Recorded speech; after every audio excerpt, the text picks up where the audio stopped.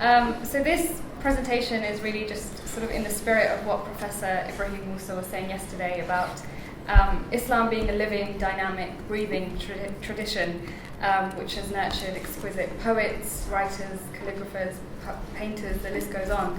And that it's ultimately through the arts, through that creative flourishing of the human spirit, that we are drawn more fully to ourselves, to each other, and finally to God. And so through this short presentation, I hope to take you on a guided tour of the life and teachings of this remarkable Mughal princess and saint, as I reflect on what we could learn from her about the perennial Muslim struggle to live in this world and yet remind ourselves constantly that we are not entirely of this world. So, okay, can everyone see the slide okay? Okay. So the sort of enduring symbol of the Mughal Empire is, without a doubt, the radiant jewel of the Taj Mahal. Like moths to a flame, 7 to 8 million visitors every year flock to visit this enchanting monument to undying love. Described by the famous Bengali poet Rabindranath Tagore as a teardrop on the face of eternity, the Taj Mahal was commissioned by the 5th Mughal Emperor Shah Jahan in memory of his beloved wife Mumtaz Mahal. Surrounded by lush greenery and gentle flowing streams, the Taj Mahal emits nothing short of the fragrance of paradise itself. Not all Mughal queens and princesses, however, were laid to rest in structures of such striking majesty. In stark contrast to the opulence of the Taj Mahal lies the simple, unimposing marble tomb of Jahanara Begum, who was Mumtaz Mahal and Shah Jahan's eldest daughter. Situated next to the tomb of the celebrated Sufi saint Nizamuddin Awliya, Jahanara's tomb was designed by Jahanara herself and is inscribed with her own beautiful verses. Allah is the living, the sustainer. Let no one cover my grave except with greenery, for this very grass suffices as a tomb cover for the poor. Words which show something of Jahanara's spiritual temperament and luminosity. And this idea of spiritual poverty becomes a central theme in Jahanara's writings. The inscription on her tomb, in fact, reflects an abiding commitment of Jahanara's to a certain spiritual simplicity. She says in one of her writings, "Are not tombs dishonoured on account of their treasures? Therefore, I will not lie under marble and precious stones. The grass alone shall be my covering, and when it is trampled down, it grows up anew, because God cares for the poor." And yet, Jahanara Begum was born to a family whose rule had become synonymous with wealth, with grandeur.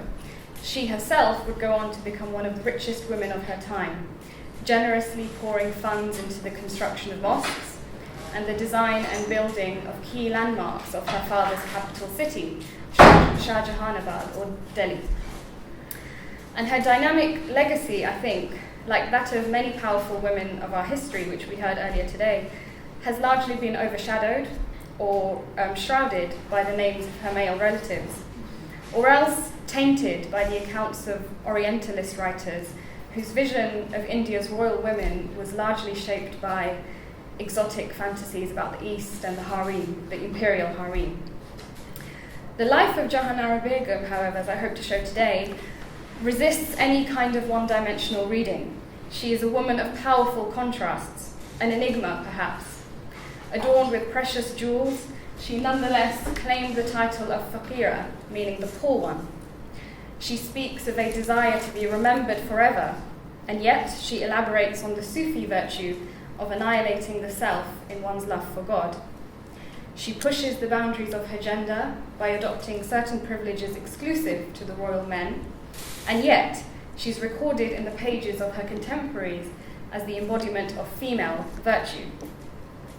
She is, in any case, a woman who skillfully combined the demands of her worldly role with a sincere devotion to the spiritual path, shaping both the religious and the architectural legacies of the Mughal dynasty.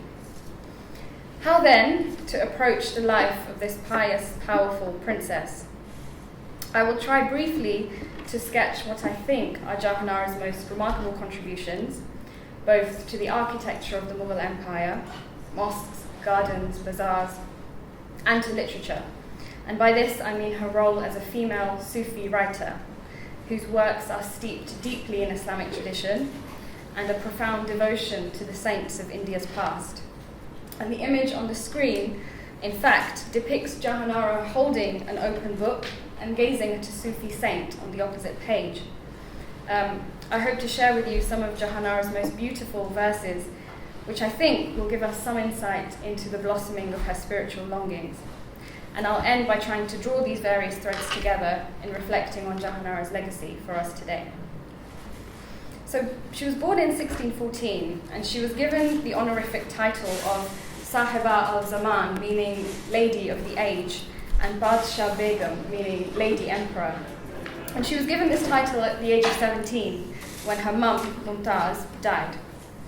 Now this title of Shah Begum, or Lady Emperor, was given usually to respected older women of the royal family, and so by bestowing this title upon Jahanara, Shah Jahan made clear his deep admiration for his young daughter, who would go on to advise her father and her brothers on matters of political as well as spiritual conduct. In 1644, at the annual Nowruz festival, which is the festival celebrating the Persian New Year, Jahanara suffered terrible burns to her body after her dress caught on fire.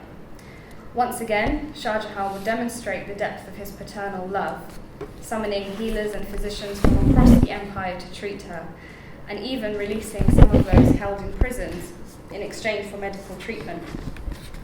When the princess finally recovered, Shah Jahan had her weighed in gold, which was then distributed to the poor. Weighing in gold was a tradition of the Mughal Empire, which the Emperor Akbar, Shah Jahan's grandfather, had made an official custom. Crucially, this ceremony was normally restricted to men. So this is just sort of one of the many concrete ways in which patriarchal norms were being challenged by Jahanara's presence amongst the royal court. So beloved was Jahanara to the royal court that the great poet Abu Talib Khalim composed these exquisite verses in celebration of her recovery. The celebration of your health is better than spring for the world. Your well-being is the ornament of the garden of the world. The candle became ashamed, and the moth left it in disgust for its crime in burning you. The effects of the fire of your heart have manifest themselves on your body. The fire of her heart that's referred to here describes the glowing fire of Jahanara's devotion to God, a flame ignited by her wanderings along the spiritual path and given voice to in her two Sufi treatises, Mu'nis al-Arwah, meaning confidant of spirits, and the second, Risala al-Sahibiyya, meaning message or treatise of the lady. The first, Mu'nis al-Arwah, is a biography of the famous 12th century saint Mu'inuddin Chishti, whose dargah or tomb remains one of the most sacred sites for Hindu and Muslim pilgrims across the Indian subcontinent. And the sanctity of this shrine was not lost on Jahanara either. When she recovered from her burns, she made a pilgrimage to this holy site, and in gratitude for her recovery, she built the shrine's marble porch, known today as the Begumi Dalan. This was Jahanara's earliest commission, and this sort of reflects a kind of abiding commitment within the Mughal Empire. The Sufi sovereign affiliation was very important for kind of various political and religious reasons. But this was something that Jahanara, I think, really owned, and we see this in her treatises. In her Risala, for instance, she says, "They say that the blessing of truth is the unending wealth. I hope God Almighty, by way of kindness and generosity and grace, keeps me firm and straight on this just path that is the Sirat al-Mustaqim, the straight path. May He render the pleasure of His remembrance sweet on the palate of my soul." Jahanara Begum, along with her younger brother, who some of you may have heard of, Dara Shikoh, who shared Jahanara's inclinations towards spirituality and writing. So both were initiated into the Qadiriyya order, or tariqah of Sufism, which emphasized the purification of the self in order to reflect the light of God. Her spiritual master, or Pir, was a saint named Mullah Shah Badakshi, for whom Jahanara developed a deep reverential love. She would go on to become his devoted disciple and excel in matters of spiritual knowledge. A biographer and disciple of Mullah Shah, Tawakkul Beg, reported of Jahanara, she passed through all the normal visions and attained a pure union with God and gained an intuitive perception. She has attained so extraordinary a development of the mystical knowledge that she's worthy of being my representative if she were not a woman. So, Jahanara was not officially allowed to be Mullah Shah's successor. Despite this, she's able to create a distinctive space of her own. Through her writings, Jahanara projects an image of generosity, grace, and power. She herself saw her gender as no barrier to achieving the deepest spiritual and moral purity. As she says in her Risala, "Whoever is honoured by the greatest happiness of knowing is the perfect human, and is superior among all living creatures, whether man or woman." But Jahanara is not only a woman of fine words, she is also an architect and a patron. In 1648, the Jami Masjid in Agra was built from Jahanara's personal funds, and Shah Jahan's elaborate words of praise on the mosque proclaim Jahanara's unique piety and wisdom.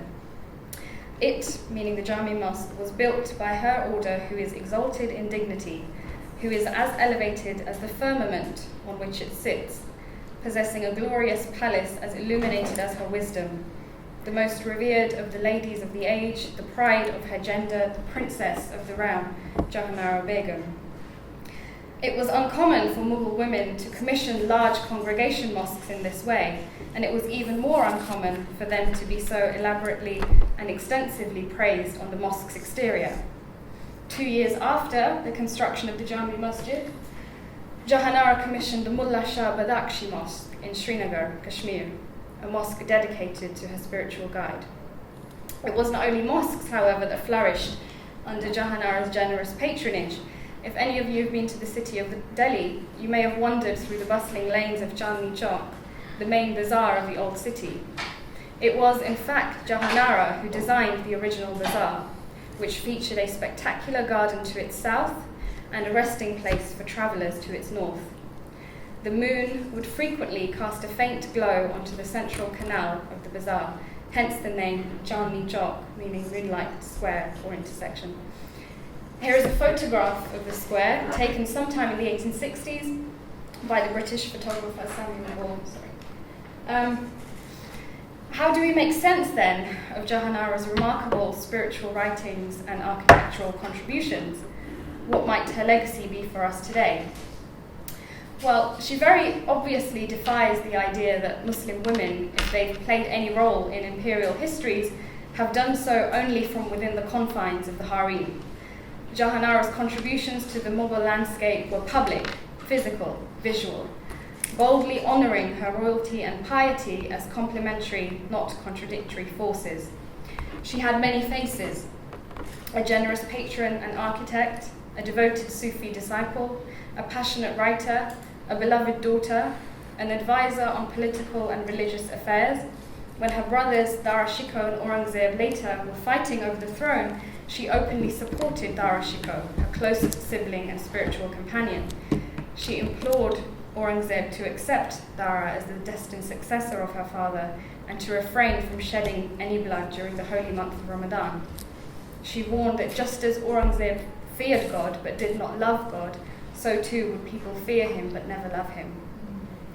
When Aurangzeb imprisoned Shah Jahan, it was Jahanara who would accompany her father until he breathed his last. Humbly and sincerely devoted to God, Jahanara combined her worldly power with the heights of spiritual excellence. Her contributions to architecture and to Sufi literature made visible her personality, her authority, her faith, even within the confines of Mughal patriarchy. Jahanara navigated her political and her religious spaces to carve a unique identity for herself.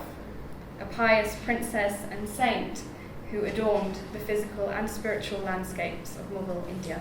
Thank you.